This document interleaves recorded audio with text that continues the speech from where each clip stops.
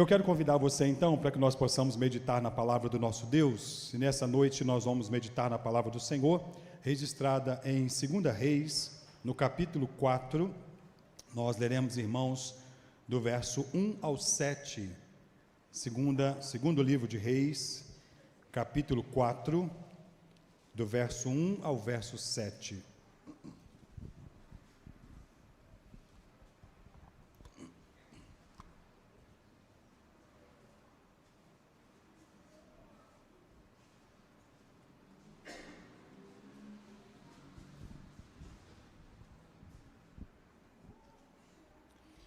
Segundo livro de Reis, capítulo 4, do verso 1 ao verso 7. Eu farei a leitura da palavra, os irmãos acompanham com atenção. Diz-nos assim as Escrituras: certa mulher, das mulheres dos discípulos dos profetas, clamou a Eliseu, dizendo: meu marido, teu servo, morreu, e tu sabes que ele temia ao Senhor, e é chegado o credor para levar os meus 2 filhos para lhe serem escravos. Eliseu lhe perguntou: que te hei de fazer? Dize-me o que é que tens em casa. Ela respondeu: tua serva não tem nada em casa, senão uma botija de azeite. Então disse ele: vai, pede emprestadas vasilhas a todos os teus vizinhos, vasilhas vazias e não poucas. Então entra e fecha a porta sobre ti e sobre teus filhos, e deita o azeite em todas aquelas vasilhas, põe a parte a que estiver cheia.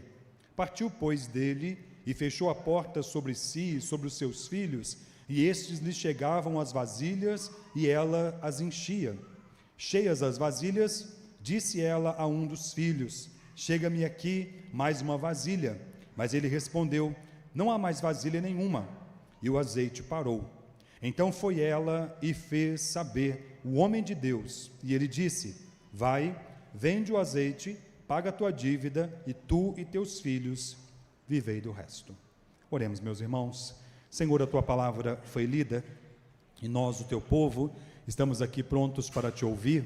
Por isso pedimos, fale ao nosso coração. Use o Senhor da tua graça, da tua misericórdia, da tua bondade para conosco, e nos instrua e nos fortaleça, em nome de Jesus. Amém. Irmãos, nós vamos olhar para esse texto nessa noite, para meditar sobre esta proposta, o milagre de Deus na vida de uma mãe obediente. Muito linda a ilustração ali da mãe. Eu acredito que pelo jeito que estão ali os travesseiros, deve ser pelo amanhecer, como primeiro ato do dia, lendo as Escrituras com a sua filha e ensinando ela o caminho da fé, do temor e da obediência ao Senhor. Nesse Dia das Mães, eu quero olhar para esse texto, para que nós possamos pensar juntos sobre esse tema. Milagre de Deus na vida de uma mãe obediente. Ninguém é tão pobre, ninguém está numa miséria tão grande, que não tenha alguma coisa para que possa dar início à mudança da sua realidade. Muitas vezes pessoas se sentem sem nada, sem absolutamente nada. E talvez alguns até pensam: só me resta desistir, só me resta a morte, só me resta esperar o meu último dia, não tenho mais nada. Ninguém é tão pobre, ninguém está tão limitado, que não tenha pelo menos alguma coisa com a qual possa iniciar a mudança da sua realidade. Certa vez, assistindo um programa de televisão, um rapaz desses de vendedores ambulantes, vendedores de sinal, ele foi desafiado a render ou fazer render o seu dinheiro. E a única coisa que ele tinha, meus irmãos, era uma nota de R$2. Ele foi então a uma bomboniere, comprou algumas paçoquinhas e foi para o sinal. Anunciou aquelas paçoquinhas, na primeira parada, vendeu as 4 paçoquinhas, multiplicou o seu dinheiro. Voltou, E voltou, e de repente ele começou a comprar caixas de paçoquinhas, e ele continuou vendendo, e ao final do dia, aqueles R$2 com o qual ele iniciou, o que você tem? Apenas R$2. Aquele dia, ele ganhou uma boa soma de dinheiro. Ninguém está tão miserável que não tem alguma coisa que possa iniciar um milagre na sua vida. Deus é quem tem poder para operar milagres, mas nós temos algo que nos faz ir em direção, em busca a este milagre de Deus na nossa vida. Esta mãe estava numa situação dificílima.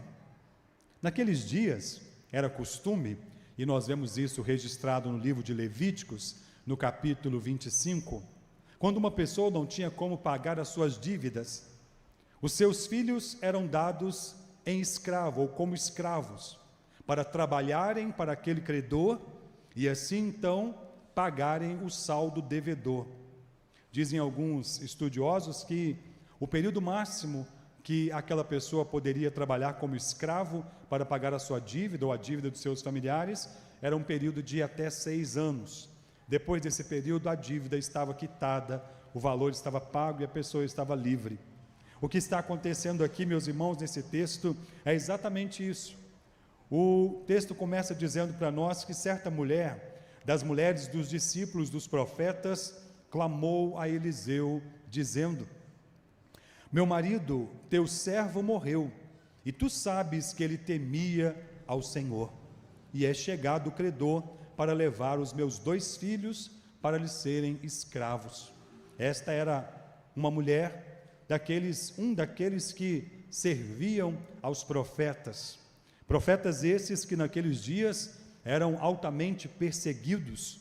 O contexto aqui, no livro de 1 Reis, nos dá conta da grande perseguição aos profetas realizada por Jezabel, e ela que levantou uma grande perseguição para matar os profetas do Senhor, porque Elias, ali naquele monte, havia sido usado pelo Senhor e expôs toda a crença falsa nos profetas de Baal, e ali foram derrotados no Monte Carmelo cerca de 450 profetas, e aquilo despertou a ira de Jezabel, e ela prometeu que mataria o próprio Elias e a perseguição aos profetas. Talvez entre essa matança, entre esta perseguição, talvez tenha ido o marido dessa mulher, um homem que temia a Deus, um homem que servia ao Senhor com fidelidade. E eu creio, meus irmãos, que esse temor do Senhor e essa instrução passou também aos seus filhos, à sua esposa, porque no momento de desespero, o que esta mãe faz é ir até o profeta. No momento de desespero, o exemplo que esta mãe dá para os seus filhos é ir até o profeta. Naqueles dias, o profeta era um tipo de Cristo. Eles tipificavam o próprio Messias que haveria de vir, o próprio Cristo que um dia haveria de vir para exercer o ofício de profeta, sacerdote e rei. O profeta era um representante de Deus na terra. O profeta era aquele que trazia a palavra de Deus ao povo. Ele a recebia do Senhor e trazia esta palavra ao Senhor. Naqueles dias, os profetas também eram operadores de milagres. Este aqui, o profeta Eliseu, já havia realizado alguns milagres. Eliseu foi o profeta sucessor do profeta Elias, e quando Elias está para partir, quando foi tomado pelo Senhor, levado às alturas num carro de fogo, antes desse momento, o profeta Elias pergunta para Eliseu, seu servo, seu moço: o que você quer que eu te faça? Ele então diz: que eu receba a porção dobrada do teu espírito. E assim aconteceu. Quando ele foi levado às alturas, à vista de Eliseu, o Espírito do Senhor se apossou dele. E o primeiro ato glorioso que ele pôde ver, que é narrado aqui no capítulo 2, é a abertura do rio Jordão. Na ida, quando eles estavam indo, o profeta Elias, com o seu manto, tocou o rio Jordão e ele se abriu e eles passaram a pés enxutos. E agora ele precisava voltar para Samaria. E então, como uma forma de fazer um teste, quando está diante daquele rio, ele ora e diz: que o Deus de Elias me ajude. E ele então toca com aquela capa de Elias, que Elias deixara cair, o capítulo 2 nos fala isso aqui, e então toca com a capa e o rio Jordão se abre e ele passa de novo a pés enxutos. Diz que alguns moços dos profetas, naquela circunstância, estavam olhando para Eliseu e dizem: o espírito do profeta Elias apossou-se dele.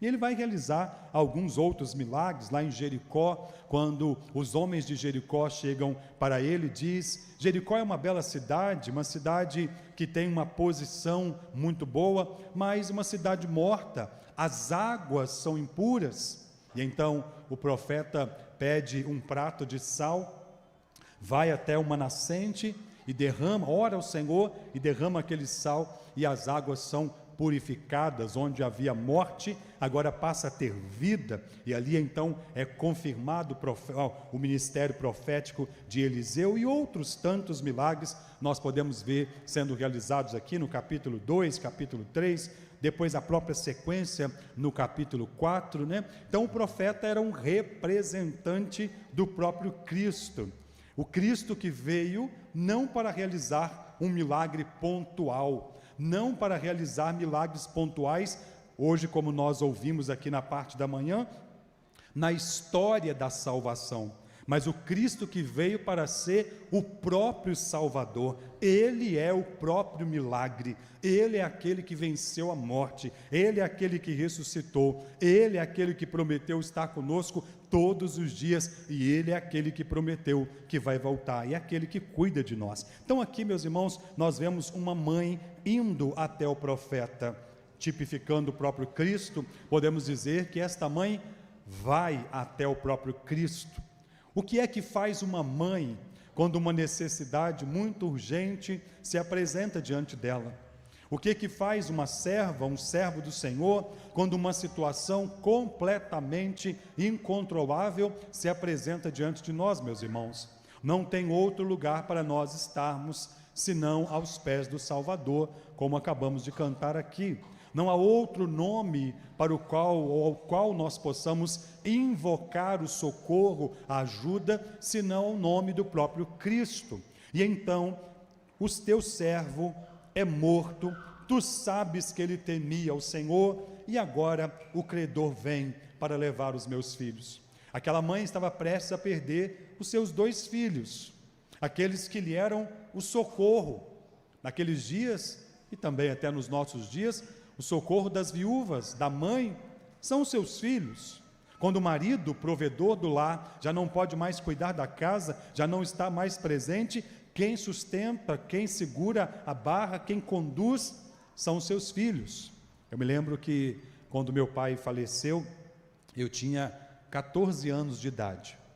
Já estava trabalhando naquele período, recém-assinada a minha carteira, e continuei trabalhando, e de repente um senso de responsabilidade pelo lar apossou-se de mim, e eu me senti mais responsável ainda pela casa. Tinha outros irmãos, como tenho, irmãs também, mas de uma forma mais direta, acabei tomando aquilo para mim e fui desenvolvendo, até que chegou o momento quando me alistei para o exército e passei em todas as fases, e era um grande sonho meu servir o exército, e até hoje eu tenho algo que mexe comigo. Mas quando chegou aquele momento, era o momento que todas as pessoas que se alistavam, era difícil passar naquela época, e todos que passavam entravam para poder seguir carreira, e eu fui aprovado, e o comandante naquele período me disse: você foi aprovado e você pode entrar, né? Toda aqueles proclames lá que são feitos. E eu disse para ele: eu não poderei ir. Ele perguntou por quê? Porque eu sou arrimo de família. Meu pai faleceu e eu preciso ajudar a minha mãe a sustentar a casa. Ele disse: é verdade? Você tem certeza que você não quer entrar? Porque todos queriam entrar. Eu disse, eu quero, mas eu não posso. E eu fiquei com essa lacuna aí a ser preenchida. É por isso que quando eu vejo lá as missões do nosso irmão Anderson Jerônimo, sempre mexe comigo, e eu já estou me preparando para participar do próximo evento com eles lá, Imersão na Mata, né? Mas, dito isso, meus irmãos, o que eu quero deixar claro aqui é a continuidade do cuidado.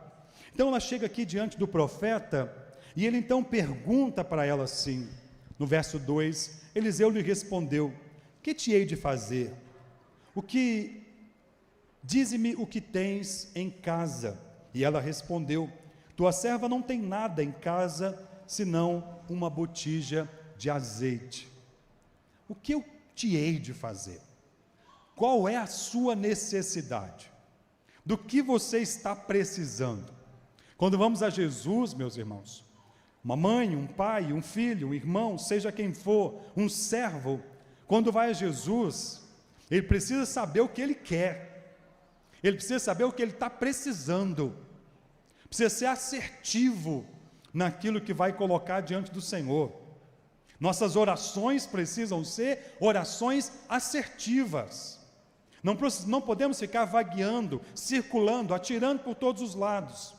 Precisamos pensar no que nos é mais importante, no que nos é mais fundamental, no que nos é a necessidade mais importante. E naquele momento, a necessidade mais importante daquela mãe era pagar as dívidas, para não ver os seus filhos sendo levados à escravidão, para não perder a sua família. Talvez nessa noite você está aqui com necessidades urgentes.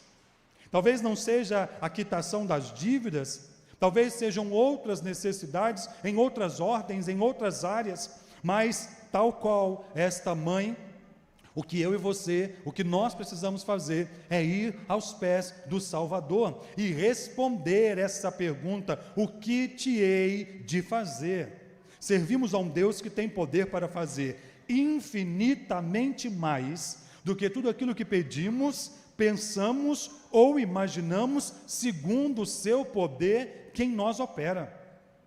É no livro de Hebreus, na carta aos Hebreus, que está escrito no capítulo 11, ora, a fé é a certeza das coisas que se esperam, e a convicção dos fatos que se não veem. Não vemos, mas cremos. Não recebemos ainda, mas esperamos. O que move um homem e uma mulher em direção a Deus, em direção ao profeta chamado Jesus Cristo, é a fé no Deus Todo-Poderoso que pode fazer grandes coisas por nós. E então, ele diz, o que tens em casa? E aqui, meus irmãos, eu percebo tanto a ação poderosa, soberana de Deus, sobrenatural, mas também a nossa participação neste milagre, naquilo que nós precisamos que aconteça na nossa vida. O que ela tinha, e a resposta foi, tua serva não tem nada, a não ser uma botija de azeite. Talvez para ela, aquilo era nada, e de fato, meus irmãos, é preciso reconhecer, com tantas dívidas, com tantas dificuldades, era algo muito mínimo, uma pequena botija de azeite, que era usado para cozinhar, e a qualquer momento iria acabar. Tua serva não tem nada. Talvez muitas pessoas tenham dito, eu não tenho nada, mas se você tem a fé, ela é suficiente para que você vivencie o milagre de Deus na sua vida. Talvez você não tenha grandes coisas, talvez você não tenha grandes importâncias, talvez você não tenha aquilo que talvez você julgue necessário para mudar a sua história, mas enquanto houver fé, meus irmãos, enquanto houver esperança, enquanto houver confiança nesse Deus, que é o Deus Todo-Poderoso, que a partir do nada criou tudo que existe, que disse haja e tudo passou a existir. nesse Deus que ao longo de toda a nossa história tem mostrado o seu poder e tem realizado milagres gloriosos e sobrenaturais. E nesta noite eu pergunto para você, mãe, eu pergunto para você, filho, eu pergunto para você, pai, pergunto para você, família, para nós, o que é que você tem? O que é que nós temos? Talvez a resposta seja: eu só tenho a minha fé. E eu digo para você, você tem o que é suficiente para vivenciar o milagre de Deus na sua vida. E a resposta então, meus irmãos, foi essa: uma botija de azeite é apenas o que eu tenho. E aqui o verso 3 ele diz: então lhe disse, vai, pede emprestadas vasilhas a todos os teus vizinhos, vasilhas vazias, não poucas, e entra e fecha a porta sobre ti e sobre teus filhos, e deita o azeite em todas aquelas vasilhas, e põe a parte a que estiver cheia. Como assim? História é essa? Eu tenho uma botija de azeite, e agora eu vou pedir vasilha vazia? Eu estou precisando de somas de dinheiro para pagar as minhas dívidas. Vasilha vazia, lá em casa já tem muito. Quem são as pessoas que às vezes estão batendo as vasilhas dentro do armário? Eu lembro quando a gente era criança, nós passávamos tanta dificuldade, e vira e mexe, as vasilhas vazias estavam lá em casa. Vira e mexe, as dificuldades batiam a nossa porta, e mais o que nós crescemos vendo foram vasilhas vazias. Mas naquela época, nós não tínhamos uma relação com Deus que temos hoje. Esse Deus que é poderoso para mudar o quadro, fazer com que as vasilhas vazias se tornem cheias, fazer com que a miséria se torne de maneira sobrenatural, algo que supra as necessidades até sobrejar. O que tens em casa, vai e pede emprestado aos teus vizinhos, vasilhas, mas não pede pouco não, pede muito, pede bastante. E aqui, meus irmãos, eu percebo o quão desafiador foi para aquela mãe, para aquela mulher, obedecer. Muitas vezes nós não conseguimos entender os caminhos que Deus está trilhando, como Deus está fazendo, o que Deus está planejando. O profeta Abacuque não entendeu nada do que Deus estava fazendo no povo de Israel e da maneira como Deus estava agindo. E ele questiona o Senhor, e o Senhor responde para ele assim: olha, o meu justo viverá pela fé, isso basta. O que você tem? Nada, a não ser a minha fé. Isto é suficiente para mudar a sua história. E a fé leva à obediência. Aquela mulher foi o profeta representando o próprio Cristo. Aquela mulher disse para o Cristo, para o profeta, o que ela precisava. Ela ouviu a pergunta: o que você tem? Eu posso mudar a realidade, mas eu quero também a sua participação. Deus tem poder para fazer, meus irmãos, sem nenhum tipo de ação nossa, mas Deus nos chama também à responsabilidade. Você precisa levantar desse lugar de sofrimento. Você precisa levantar desse lugar de lamento. Você precisa levantar desse lugar de tristeza. Você precisa levantar desse lugar de miséria. E você precisa fazer o que está no Salmo 121. Elevo os meus olhos para o alto. De onde me virá o socorro? O meu socorro vem do Senhor, que fez o céu e a terra. Ele não dorme, nem dormita, Ele é o guarda de Israel. De dia não te molestará o sol, nem de noite a lua, o Senhor te guardará de todo mal. Você precisa levar os teus olhos para o alto, para Deus, porque é dele que vem o seu socorro, e Ele tem poder para fazer grandes coisas na minha e na sua vida. O que eu tenho é a minha fé, e o que o meu Deus pode fazer é sobrenatural. Aquela mulher então obedece. Vai lá, menino, bate na casa da dona Maria ali, chama na casa do seu José, chama o seu Marcos, chama o seu Paulo, chama a dona Adriana. Adriana, você comprou umas vasilhas novas aí, me empresta, estou precisando de vasilha, estou precisando de muita vasilha. Menino, só isso, traz mais. mais. Quanto mais trouxer, mais milagre haverá. Quanto mais fé, quanto mais obediência, quanto mais ousadia, quanto mais confiança, mais milagre de Deus vai haver.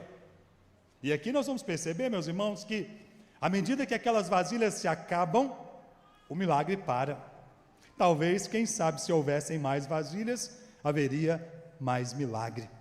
E então diz aqui, o verso de número 5, obedientemente, partiu, pois, dele, fechou a porta sobre si e sobre os seus filhos, e estes lhe chegavam as vasilhas, e elas enchia.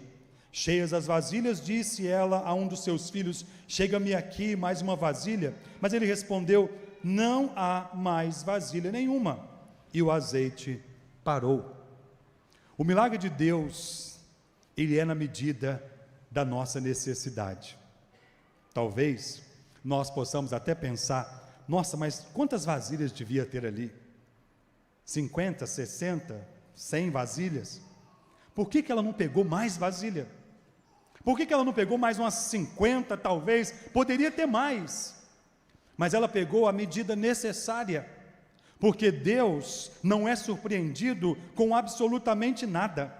Deus sabe a medida da nossa necessidade, e Deus sabe o que é necessário fazer para supri-la na medida certa. É assim que diz o Salmo 139, ainda a palavra não nos chegou aos lábios, e tu, Senhor, já a conheces toda. O Deus da providência é aquele que providencia o socorro, o suprimento da minha e da sua necessidade antes mesmo que ela surja. E Ele tem poder para fazer infinitamente mais do que tudo aquilo que pedimos, pensamos ou imaginamos. O que eu e você precisamos fazer, meus irmãos, é ter fé. O que nós precisamos fazer é obedecer.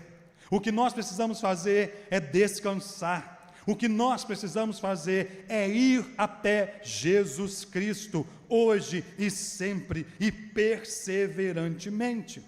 Chega-me aqui mais vasilhas, não tem mais vasilha nenhuma. Então o azeite parou. O milagre foi até ali, porque ali era a medida da necessidade. Qual é a medida da minha e da sua necessidade? Qual é a medida daquilo que nós necessitamos? O mesmo Deus de ontem é o Deus de hoje e o será para todos sempre. Ele não mudou, Ele continua fazendo milagres. Muitas vezes o que muda somos nós. Talvez em alguns momentos da vida íamos até Jesus com mais intensidade. Talvez em alguns momentos da nossa história obedecíamos a palavra do Senhor com menos questionamento. E provávamos e víamos mais milagre do Senhor, mas o tempo vai passando e nós às vezes vamos deixando coisas se perderem. E então o texto aqui nos diz, no verso 7, então foi ela e fez saber o homem de Deus, ele disse, vai, vende o azeite, paga a tua dívida, tu e teus filhos vivei do resto. Deus é poderoso para suprir a minha e a sua necessidade, e até para nos surpreender. Quem são aqueles que nunca disseram, Deus fez mais do que eu esperava, Deus me surpreendeu, eu pedi A e Deus deu B, C, D, eu esperava que Deus fosse fazer isso, mas Deus fez muito mais. Esse mesmo Deus continua fazendo, meus irmãos. É preciso que eu e você continuemos indo a Jesus Cristo. Ele é aquele que pode mudar a história. Talvez você esteja vivenciando um momento que o mal tem se aproximado da sua casa, da sua vida, da sua história, talvez dos seus filhos. É algo iminente que você não pode controlar e que, infelizmente, se Deus não agir, se Deus não intervir, vai acontecer. O que esta mulher viu era algo iminente. Eu não tenho dinheiro para pagar as dívidas. Eu não tenho como resolver os problemas. Se não tiver algo na minha vida que aconteça sobrenatural, tenho que fazer. Vai acontecer. É assim, meus irmãos, que às vezes nós nos sentimos tão impotentes, tão limitados, mas o nosso Deus continua sendo o Senhor Todo-Poderoso. Então é nele que está o meu socorro, é nele que está o seu socorro, é a ele que você precisa ir. Como é que está o seu tempo de buscar a Deus? Talvez, meus irmãos, nós só ficamos reclamando das coisas, vemos as dificuldades se aproximarem, falamos que temos tantos problemas, mas sabemos a solução deles, e é Jesus a solução dos meus e dos seus problemas. Por isso, vá até Jesus, mesmo que você esteja em frangalhos, mesmo que você esteja com uma fé do tamanho de um grão de mostarda, esta fé que ainda está aí dentro de você é suficiente para mudar a história da sua vida, porque o nosso Deus continua sendo o mesmo Senhor. O que você tem? Você tem algo. Talvez você pense, eu não tenho mais nada, não tem mais solução, não tem mais esperança, não tem mais motivação, não tem jeito, perdi tudo. Olhe mais fundo, preste um pouco mais atenção, escute um pouco mais a voz de Deus. Parece que não tem mais jeito, parece que você não tem mais nada, parece que tudo está perdido, mas é hora de você aquietar o coração e esperar em Deus. Eu lembro que quando Israel viveu um período de 3 anos e meio de seca, e no dia que Deus estava para mudar a história, o profeta Elias manda o seu moço, e aí então fala assim, olha para o céu, vê se tem algum sinal lá. Estou vendo nada. Volta lá. Não estou vendo nada. Olha 7 vezes. E na 7ª vez que ele olhou, ele viu uma nuvem pequena, do tamanho da mão de um homem. E o profeta disse, este é o sinal, a chuva virá. Talvez você está vendo algo muito pequeno, talvez até insignificante, mas para Deus, pequenos começos são suficientes para promoverem grandes mudanças e grandes milagres.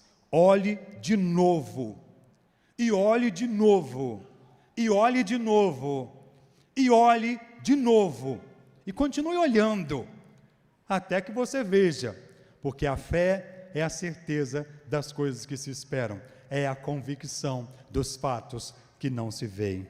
Obedeça a Deus, mesmo que às vezes pareça meio sem lógica. Deus é assim, meus irmãos, Deus desafia a lógica, Deus desafia a racionalidade, Deus não está preso a convenções, Deus não está preso a explicações e lógicas humanas. Ele é Deus. Se o estivesse, ele não seria Deus. Ele pode fazer quando todas as questões contrariam e dizem que não pode acontecer. E ele é um Deus que nos surpreende, que faz além daquilo que nós esperamos. Por isso, nessa noite, vá até Jesus. Ele sabe o que você precisa e ele tem a resposta para a sua necessidade. Não pense que você não tem nada, você tem alguma coisa assim, ainda que seja somente a sua fé, e ainda que ela seja pequena, ela é suficiente para mudar a sua história. Obedeça ao Senhor, não questione, apenas guarde no seu coração, e ande pela fé e pela obediência, e espere, na hora certa, o milagre virá, e ele virá na medida exata da sua necessidade, e você verá que quando Deus faz para sobrar, Deus faz muito mais do que nós estamos esperando. Que Deus ajude a mim e a você, e que não falte em nós a fé, que não falte em nós a confiança, e que não falte em nós a obediência ao Senhor e à sua palavra. Oremos, meus irmãos. Senhor, a tua palavra foi anunciada, e nós temos a certeza de que o Senhor é fiel para fazê-la cumprir. Por isso, nos ajude, para que nós possamos ir em direção àquele que pode nos socorrer. O único que pode nos socorrer é Jesus Cristo. O único que pode mudar a nossa história é o Senhor, o Deus Todo-Poderoso. Por isso, nessa noite, Pai, que cada mãe, filho, irmão, irmã, pai, cada familiar possa ir a Jesus Cristo e apresentar a sua necessidade. O que precisa ser feito, o que você tem, que a nossa fé, ó Deus, seja algo suficiente para dar esse passo em direção à mudança da nossa história. Que a nossa obediência, Pai, mesmo que humanamente falando pareça não ter lógica, mesmo que a ciência diga não tem jeito, mesmo que todas as pessoas à nossa volta digam larga isso, desanime, não tem o que fazer, não tem mais solução, mesmo que talvez as circunstâncias possam ser provadas por A mais B, que de fato não tem jeito, mas servimos ao Deus Todo-Poderoso, que não está limitado às situações desse mundo, que nós possamos obedecer, contrariando, meu Pai, toda a nossa racionalidade humana, e que nós possamos experimentar o milagre do Senhor, e que nós possamos ver que Tu és o Deus que cuida de nós, que faz milagres na vida de uma mãe obediente, de um pai obediente, de um filho obediente, de uma família obediente, de um servo obediente. Ajuda-nos hoje e sempre, em nome de Jesus. Amém. Glória a Deus. Amém, meu